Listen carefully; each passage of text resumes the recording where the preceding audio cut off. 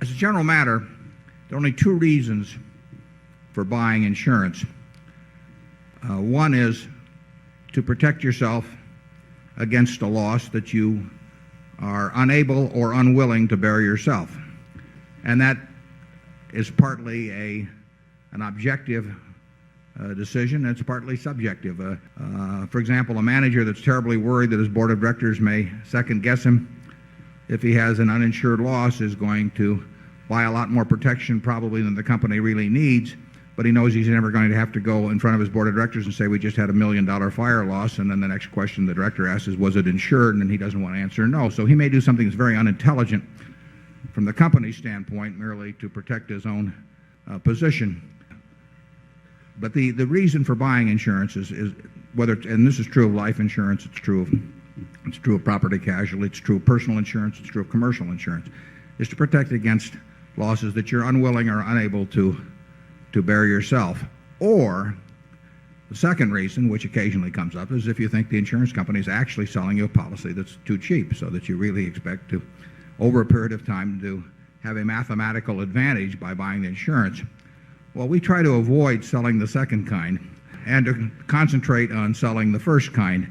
And we think any company we sell insurance to, and of course much of the insurance we sell is to other insurance companies. I mean, we are a reinsurer in very large part.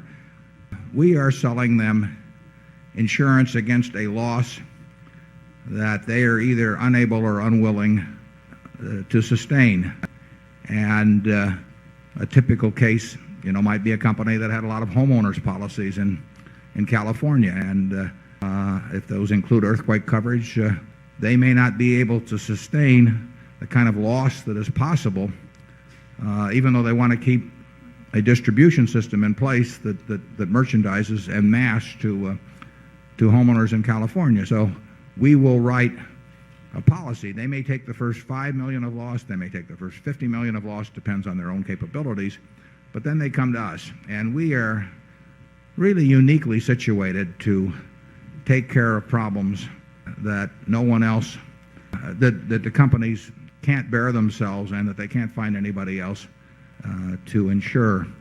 But we really don't want to insure someone for a loss that they can afford themselves, because if we're doing that, it may be because they're dumb, but it may be because they also have a loss expectancy that's higher than the premium we're charging, which is not what we're trying to do in business.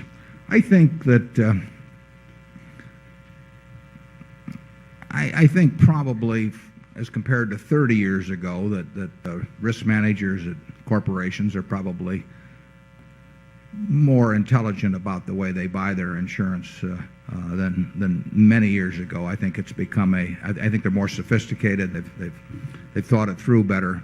But there's a lot of insurance. There's a fair amount of insurance bought that doesn't make sense, and there's a fair amount of insurance that isn't bought that should be bought. There are certain companies that are exposing themselves in this country to losses which would wipe them out, and they prefer not to buy reinsurance because it's, quote, expensive. But what they're really doing is betting on something that won't happen very often, happening not at all.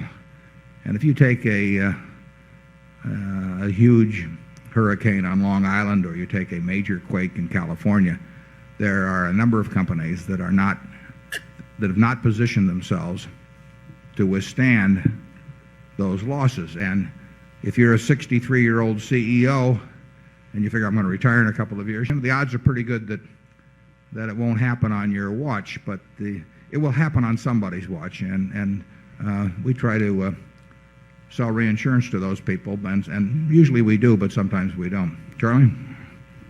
Nothing to add. Okay.